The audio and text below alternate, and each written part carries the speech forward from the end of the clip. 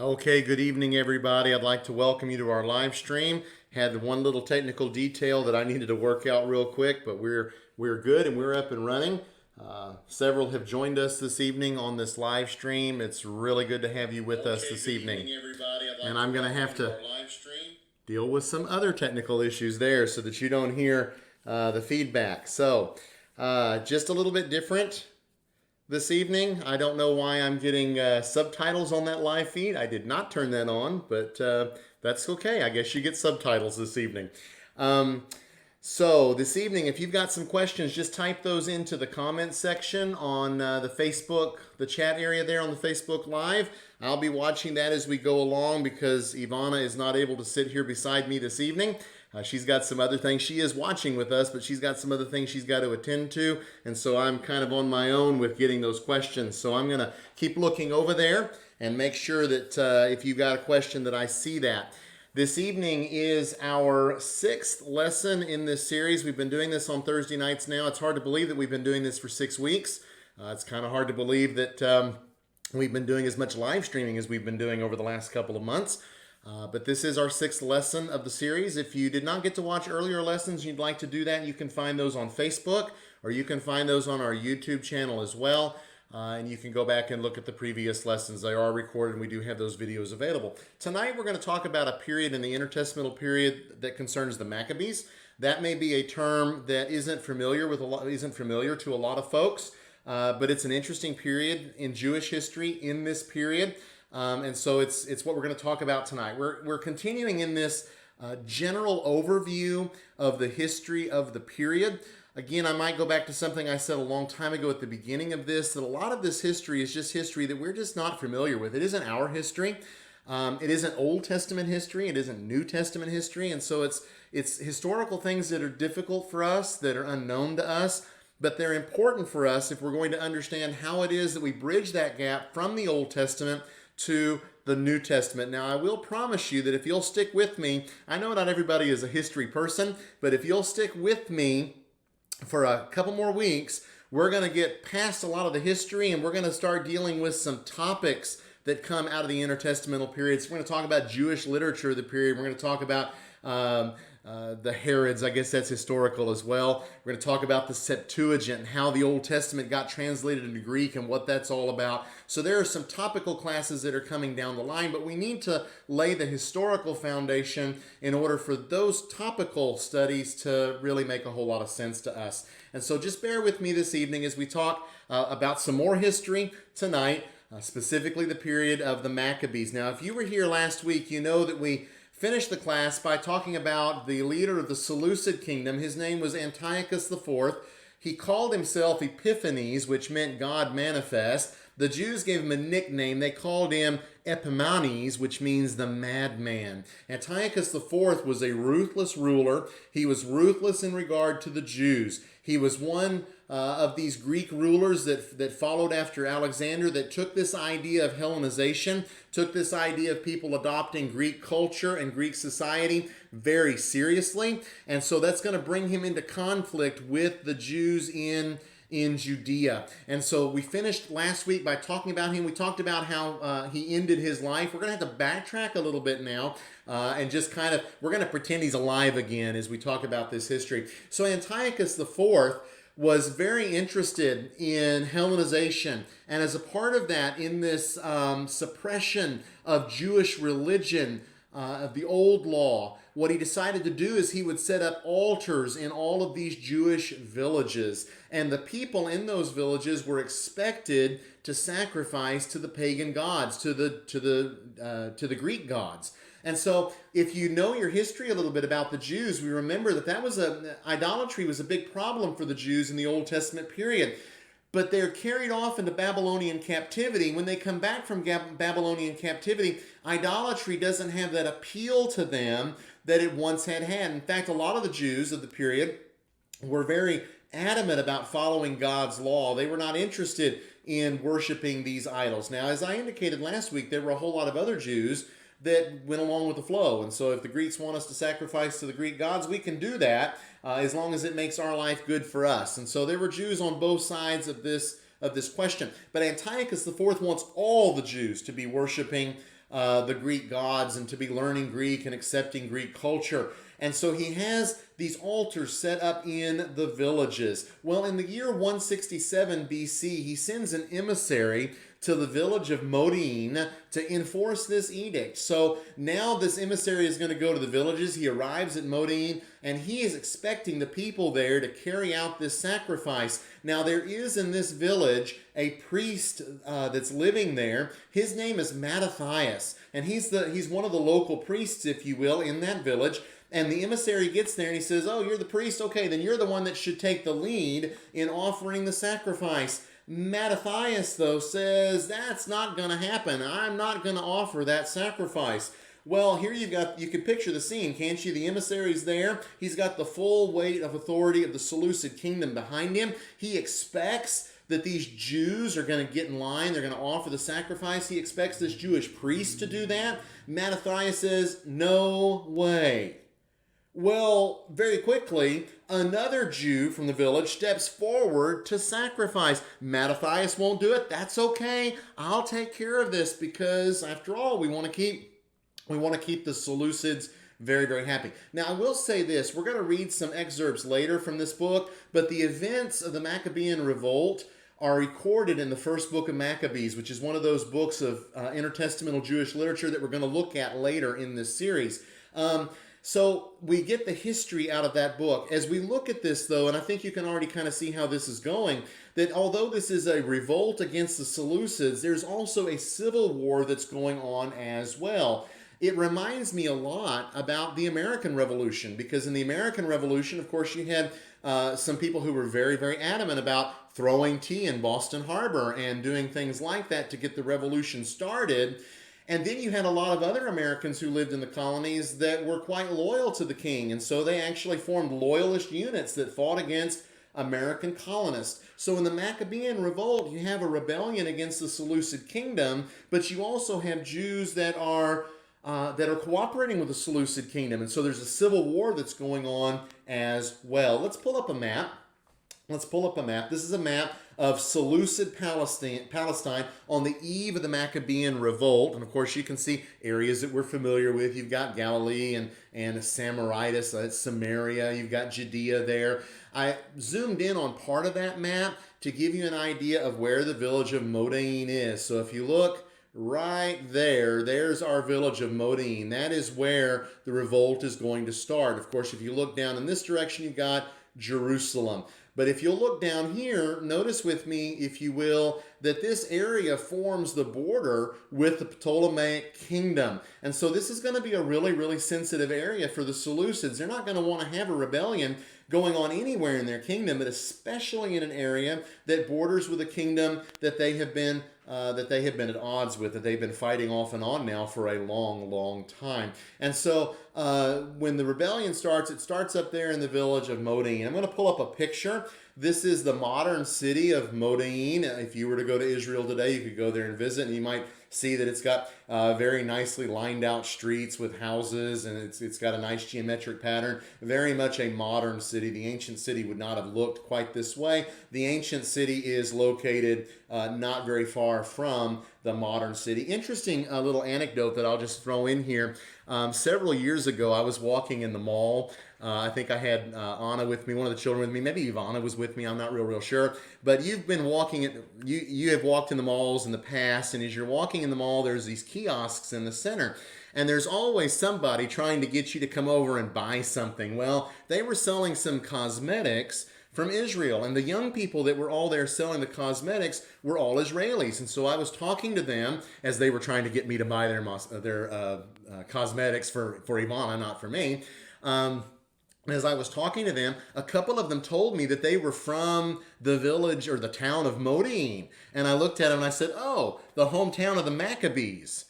And I got in response blank looks. These young people had no clue that the town they were from was the historical center of this revolt that was so important in the intertestamental period. I think that's kind of interesting because sometimes Americans get a bad rap that we don't know our own history, and maybe we don't know history in other parts of the world. Here I was talking to some young Israelis, and they didn't even know the historical significance of the town that they came from. But they came from this modern city of Modiin, which, of course, in the intertestamental period was the home of this priest Mattathias, who refused to perform the sacrifice. So the situation is such that you've got now this emissary that's there. He expects the sacrifice to be carried out. Mattathias has said, I'm not going to do it. Another Jew steps forward to do it. Well, what's going to happen next? Mattathias then kills this Jew, as well as the king's officer. Not content just to kill this Jew that wants to go along with this sacrifice, that wants to perform this sacrifice, he just kills the king's emissary as well. Well, now he's got a problem, and it forces him and his sons to flee to the hills. And so they run off to the hills there in Judea because they've killed this emissary. The Jews probably not all that important from their perspective, but they've killed the king's officer, and so they know there's going to be trouble from this. Others also flee and join this rebel group. Something that I point out when I talk about this period is that if you've seen the movie Braveheart, that talks about William Wallace, his rebellion or his revolt against the English back in the Middle Ages, it almost seems like the screenwriter from that movie knew something about what's going on with the Maccabees, because it just seems to follow that plot line, at least in a general way. And so he and his sons flee to the hills. Some others join that rebel group. Antiochus, who's the king, is really slow to recognize the strength of the revolt. That's a Braveheart parallel as well, the movie at any rate.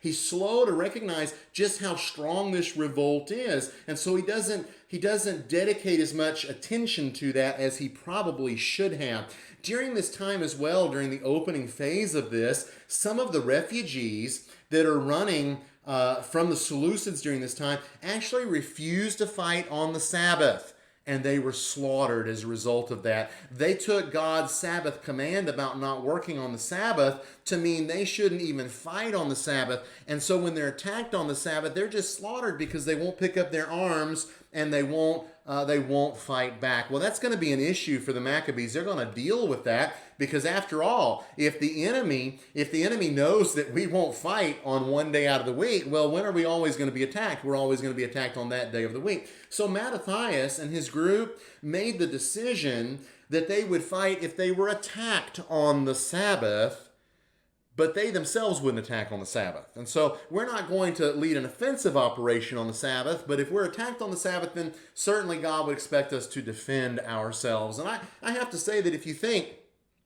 about Jesus' teaching in the New Testament about doing good on the Sabbath, if your animal falls in a pit on the Sabbath, you're gonna get that animal out, right?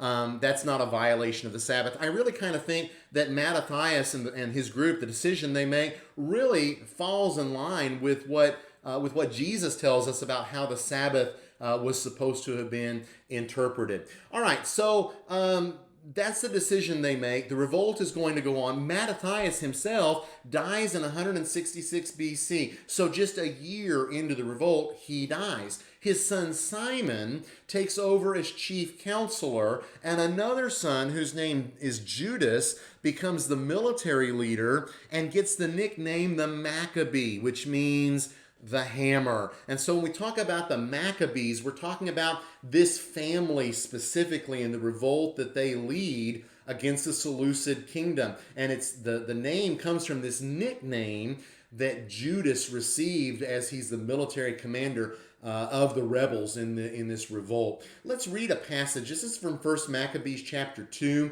verses 39 through 41. If you're not familiar with this book, we're going to talk about it in a later class. It's intertestamental Jewish literature.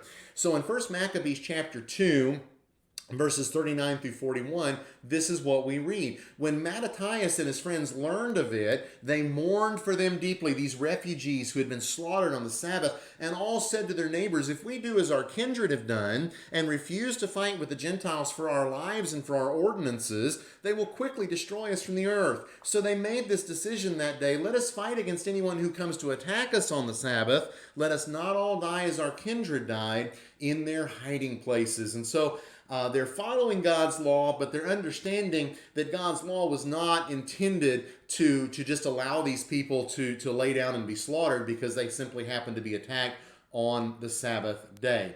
And so now we have Mattathias dead. Simon is the head counselor. Judas is the main military leader. So what's going to happen?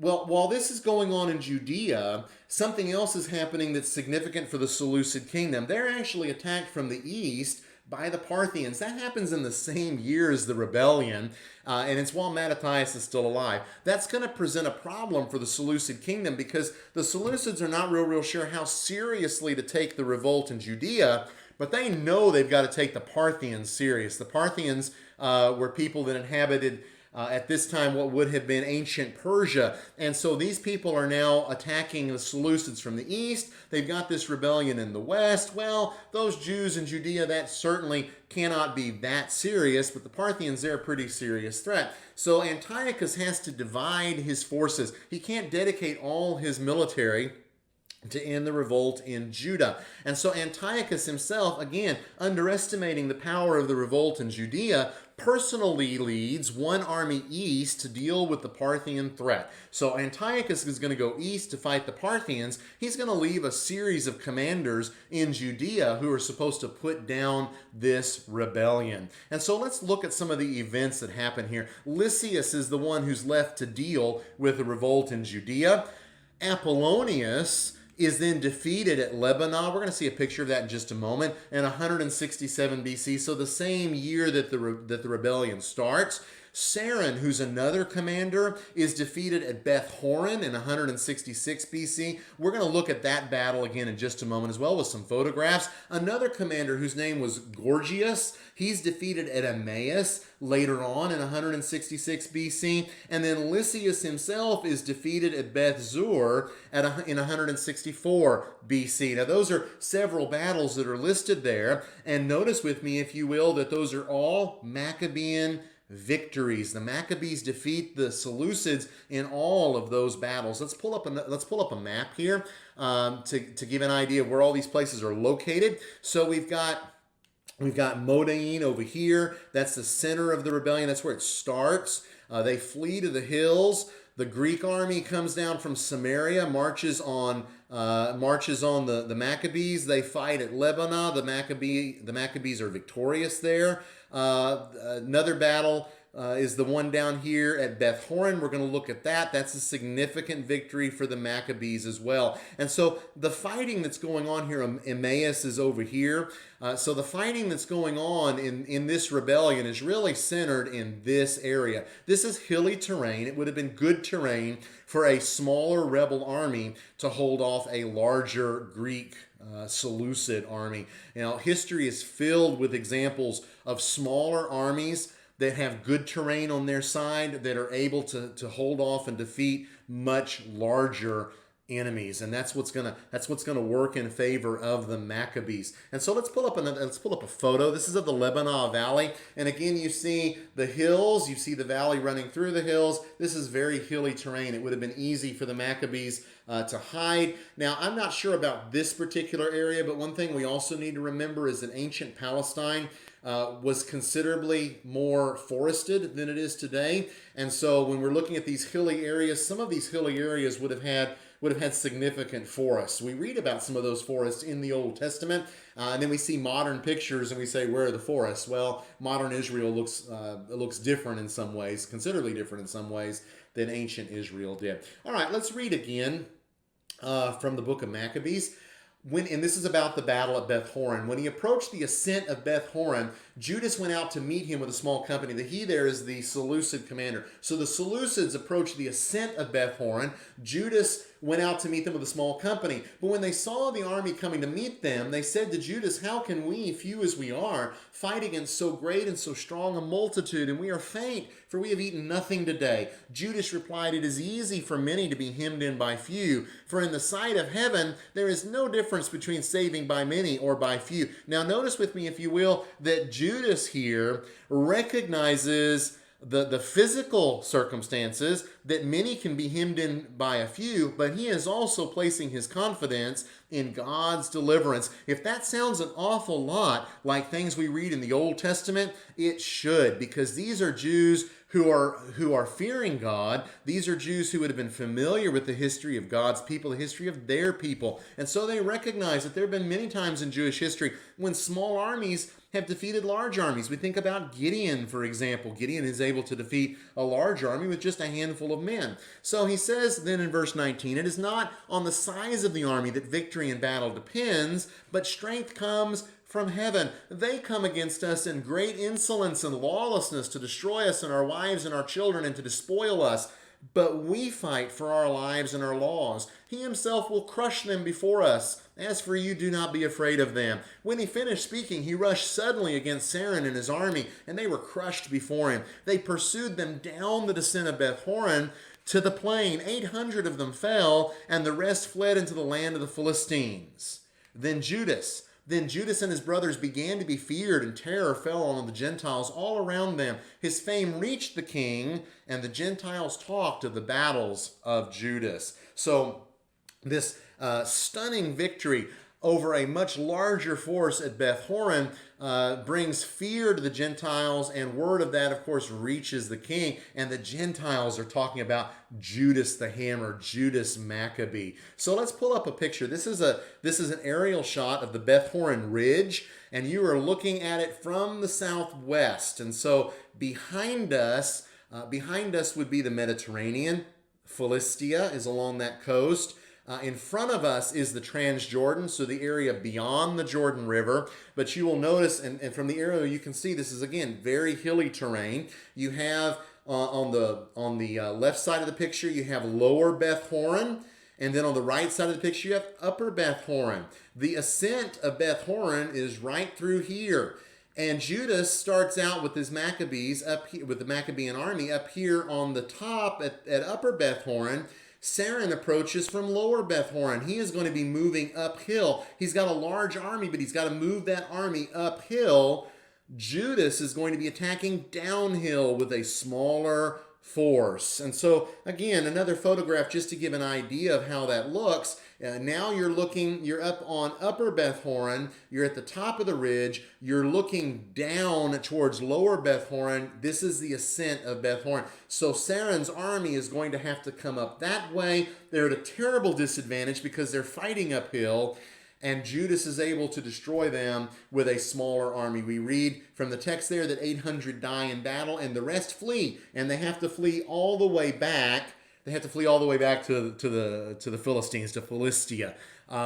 So Judas basically chases them out of Judea here at Beth Horon. This is a significant battle in the Maccabean Revolt. It's a significant battle from that perspective in world history as well. All right, one more photograph to show you. This is Beth Zur. That was another one of those locations of a Maccabean victory. And so again, you see the hilly terrain that's here. Might just point out, if you're looking at that picture and wondering, well, why is the ground white? It's white because that's snow. We don't think of it snowing very much in that part of the world, but it does snow from time to time. And so every once in a while we get photographs of the area that have a snowfall. And so this is Beth Zur. Now after this victory is significant because what happens after the victory of Beth Zur is Judas is able to capture Jerusalem. That's significant. If you're a Jewish person, I should say, that's significant because Jerusalem is the capital of your people. Jerusalem is the city of David. Jerusalem is the place where the temple is. And you may remember from last class that what Antiochus had done was they had defiled the temple. They had sacrificed pigs on the altar. They had set up pagan altars inside the temple itself. The Greek soldiers were committing fornication in the temple. So they had defiled the temple. Judas is able to capture Jerusalem, and following that, then the temple is purified and rededicated. We're going to talk about that a little bit more as we get to the end of this class, because there's a holiday that's associated with that Jews celebrate even today. And I want to spend a little time talking about that, because it's a holiday that comes from this event and it comes from this period. So the temple is purified, rededicated. You look at that and say, well, that's it. Battle's won, right? Jerusalem is back in Jewish hands. The temple is all purified. Well, the revolt is far from over. Judas then dies in battle in 160 BC, and his younger brother Jonathan continues the revolt. It's like a family business here in this rebellion. You've got Mattathias, he's dead. You've got Simon, he's the counselor. You've got Judas, that's Simon's brother, Mattathias' son. He dies in battle. Now Jonathan, another son, continues the revolt against the Seleucids, because they've captured territory, but they haven't achieved independence. All right. So backtracking a little bit, backtracking what we talked about last week, we talked about the death of Antiochus IV. After he dies, after Antiochus IV dies, the Seleucid kingdom is rocked by instability. Of course, what's going on in Judea is there's a rebellion going on, but just overall in the Seleucid kingdom, there's a lot of instability. One, Antiochus IV was a ruthless ruler. Two, he's dead. And so now there's instability as to what's going to happen after that. Peace, from the standpoint of the Maccabees, is finally achieved through diplomacy. So it's not won on the battlefield, although the victories on the battlefield allow diplomacy to take place. Jonathan becomes the high priest. That happens in 152 BC, and then he becomes governor in 150 BC. Simon, remember Simon, we talked about him earlier, he became the counselor. He becomes governor of the coastal plain. So 152, Jonathan becomes high priest. 150, he becomes governor. Simon also becomes governor of the coastal plain. Judea at this point in time, under Jonathan and under Simon, is considered an autonomous province within the Seleucid kingdom, but it is not independent. It's simply autonomous. In 147 BC, the fighting begins again. Seleucid forces are then defeated at Jamnia, and then in 143 BC, Jonathan is murdered by the Seleucid general Diodotus Trypho, who usurped the throne and ends up becoming the Seleucid king. I'm going to throw up a coin here on the picture. One thing that's really interesting about this period, I think I've said this in an earlier class, is that when you get to this period of the Greeks, particularly, you get lifelike depictions of the rulers. And so, we have statues of Alexander the Great that are copies of ones done by his personal sculptor. So we look at that, we say, wow, that's really what this fellow looked like. Well, on the coins, we get realistic depictions as well. This is a coin of Diodotus Trypho, who murdered Jonathan. This is not good. Jonathan had been the high priest, Jonathan had been the governor, and now the Seleucid murders him. So, following that, we get dynastic struggles that are happening between Diodotus Trypho and Demetrius II. So Demetrius II is now interested in gaining the throne. They're fighting among themselves. Simon, who is now not only in control of the coastal plain, but also he's now in control of Judea, sides with the victorious Demetrius II. So he sees what's happening between Diodotus and Demetrius. He knows that Diodotus killed Jonathan. He sides with Demetrius, and Demetrius wins. This is a coin, another coin that I'll share with you. This is a tetradrachm of Demetrius II. And so this coin that this king minted when he becomes king of the Seleucid kingdom. So because Simon sided with Demetrius, and Demetrius is victorious, in 142 BC, Judea is granted independence, and all the taxes to the Seleucid kingdom are suspended as confirmation. You pay taxes to the one who controls you. That's just the way that works. And so if Judea has been paying taxes to the Seleucid kingdom, and now those taxes are taken out of the way, that means they're independent. So let's read about this as well, again from the book of Maccabees. King Demetrius to Simon, the high priest and friend of kings, and to the elders and nation of the Jews, greetings. We have received the gold crown and the palm branch that you sent, and we are ready to make a general peace with you and to write to our officials to grant you release from tribute tax. All the grants that we have made to you remain valid, and let the strongholds that you have built be your possession. We pardon any errors and offenses committed to this day, and cancel the crown tax that you owe. And what other tax has been collected in Jerusalem shall be collected no longer. So there's a pardon here because you've been rebelling against the Seleucid kingdom. We're just pardoning all of that. We're not going to worry about those things anymore. The crown tax is canceled, tributes canceled. What other taxes have been collected? Those are not going to be collected anymore. Verse 40. And if any of you are qualified to be enrolled in our bodyguard, let them be enrolled, and let there be peace between us.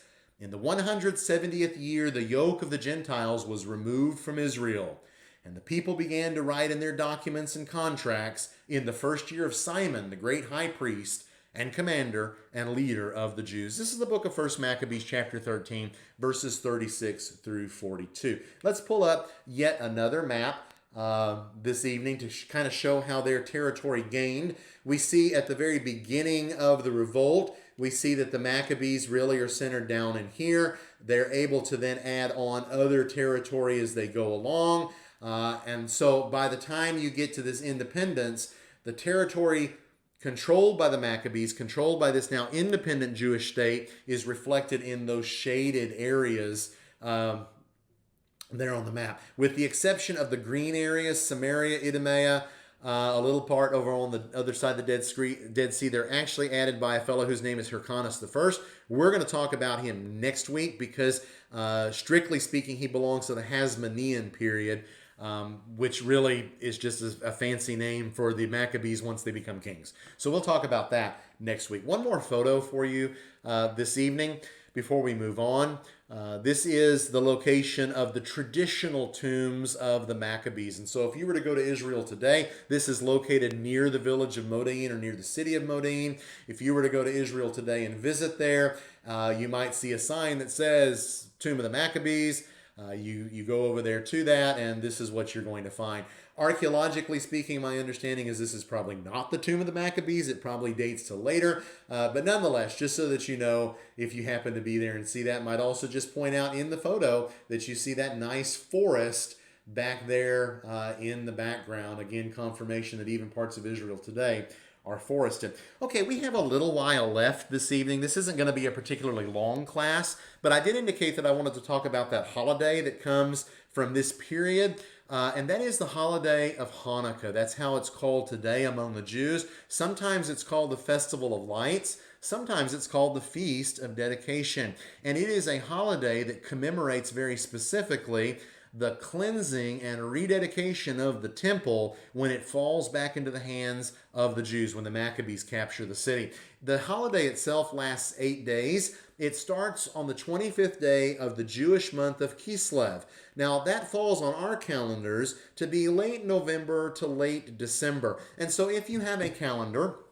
that includes holidays for different religious groups here in the States, if it includes the Jewish holidays, you will find Hanukkah on your calendar. And sometimes it's in December, sometimes it's really, really late in November. Very often, it's very, very close to our holiday of Christmas. And so sometimes they kind of get juxtaposed that's maybe people are thinking that's Jewish Christmas. It's not Jewish Christmas. It's a completely different holiday. And it goes to this intertestamental period. The holiday itself dates to 164 BC, and it is observed by Jews today by the lighting of the lights of a special menorah. That's a lampstand. That special menorah contains 9 lights, and that tradition seems to be a very old tradition. So Jews will come together and they will light one light each night for those 8 nights. There are 9 lights because you start out with one, and that's the one that's used to light the others. Again, this is a very, very old tradition, and it commemorates the dedication and the cleansing of the temple in Jerusalem.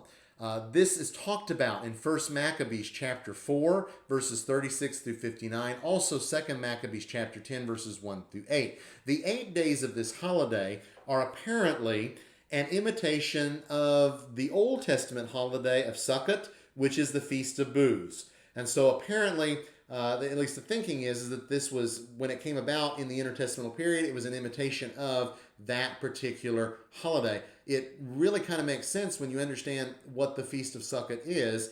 It's commemorating the time that the Jews were in the wilderness wandering, had come out of Egyptian bondage. This holiday of Hanukkah, or the Feast of Dedication, is also described by Josephus in his book Antiquities, book 12, chapters 6 and 7. The Feast of Dedication is also mentioned in the New Testament. It's mentioned one time. It's mentioned in John chapter 10, verse 22, and it gives us a time marker for the events there in John chapter 10 that we know that's happening in the wintertime, late November to late December, roughly December, that time frame. That feast is mentioned. It's not a feast that comes from the Old Testament. It comes from the Intertestamental period, and it's a national holiday. It's not unlike July the 4th for us. It's a holiday where we celebrate our independence. This was a holiday where the Jews celebrated this great cleansing of the temple. Now, going along with that is what sometimes is called the miracle of the oil, and this kind of gets us to those 8 lights, 9 lights on the menorah. The miracle of the oil is this idea that when they cleansed the temple, they could only find enough consecrated oil to light the lampstand for 1 day. Miraculously, it lasted for 8 days, hence the miracle of the oil. Now, this miracle is not mentioned in 1 Maccabees or 2 Maccabees. It's not mentioned by Josephus either. So what that tells us is, if Jews are believing in this in the intertestamental period, they're certainly not writing about it because it's not recorded in these primary sources. Josephus, who's writing in the 1st century, doesn't record it either. It is, however, mentioned in the Babylonian Talmud, which dates to about 600 years after the Maccabean period. So it's very, very late. This is what the Talmud has to say about this. What is the significance of the holiday of Hanukkah? Our rabbis taught, from the 25th day of Kislev are the days of Hanukkah, which are 8, on which eulogies and fasting are forbidden. When the Greeks entered the sanctuary, they defiled all the oil in the sanctuary. But when the Hasmonean house, those are the Maccabees before they become kings, grew mighty and defeated them, they searched and could find but a single cruse of oil, which was sealed with the seal of the high priest. And in it there was sufficient oil but for a single day. A miracle occurred, and they lit the menorah from it for 8 days. The next year they established them and made them festival days with Hallel, that's praise, and thanksgiving. So the indication seems to be, because this is the Babylonian Talmud, this is literature that comes from the Babylonian area, it dates to about 600 years after the Maccabees. The indication seems to be that, at least in Babylonia, the Jews were interested in playing down the original character of Hanukkah as a celebration of military victory over an oppressive ruler in favor of making it a holiday celebrating a supposed miracle, which might make sense because those Jews living in Babylonia would have been under a foreign ruler, and maybe they didn't want to emphasize that as much. That's at least one of the ideas behind that. The truth of the matter is, we don't really know. We don't know whether the idea of the miracle dates back to the Maccabean period itself, even though 1st and 2nd Maccabees don't mention it. It's not mentioned in 1st century sources either, or whether that's something that really came to be believed much later. But today, when Jews celebrate the holiday of Hanukkah, which is an important holiday for them, they do light the 8 flames. There's 9 on the menorah, but there are 8 days, and another candle is lit each day of the feast. All right, just a couple more photos, and our time this evening is going to draw to a close. The first photo is from the Arch of Titus in Rome. It's a close-up.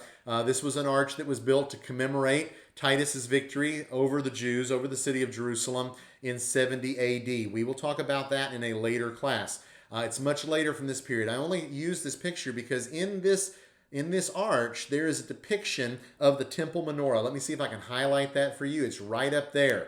And so when the Romans captured the city of Jerusalem and they destroyed the temple, they got the menorah out of the temple, this lampstand, and they carried that back off to Rome, or they carried that off to Rome. And you will notice if you look at that there are 1, 2, 3, 4, 5, 6, 7 stands. Okay? Whereas a Hanukkah menorah is different. And that's pictured over here on the right. And you can count them. There are 9. There is the central holder, and then there are 4 on either side. And there are lots of different Hanukkah menorahs. I might just say that if you happen to be walking through a Target or maybe even a Walmart around that time of the year, sometimes there'll be a little section and there will actually be some Hanukkah menorahs for sale. That's just an indication of the fact that the Jewish folks who live among us are celebrating that holiday as well. The U.S. Postal Service also usually issues some stamps for that holiday, along with the ones that are usually issued for Christmas stamps as well. So that's the Maccabees. As we close this class today, what we find is the Jews are now in control of their own land. They've been granted independence.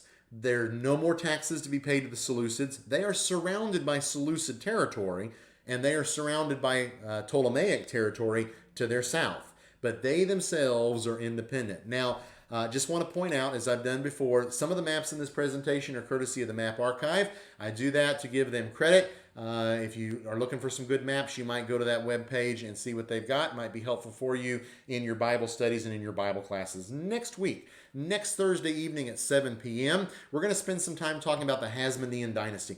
What happens now? What happens now that the Jews have an independent state? They have an independent country. What's going to happen with them? The story of that is told when we look at the Hasmonean dynasty. And the Hasmonean dynasty is sandwiched in between the fact that they had been under the Seleucid kingdom with what's going to follow when they're actually going to be a part of the Roman Empire. And so the Hasmonean dynasty is an important link between those two. And it's an important time because it's during this time that the Jews have an independent state again. I do hope you'll join us next week on Thursday night. We'll start at 7 p.m. And we'll be doing that here on Facebook Live, just like we've been doing up till now. I have been trying to watch the comments. Quite a few of you have watched and said that you are watching, but nobody has written any questions. So I don't think we have any questions, and so I'm just gonna finish the class. Wish all of you a good rest of your week, and hope that you will continue to have a good week. That you'll stay healthy, and that you'll stay well. Thank you again for tuning in. Have a good night.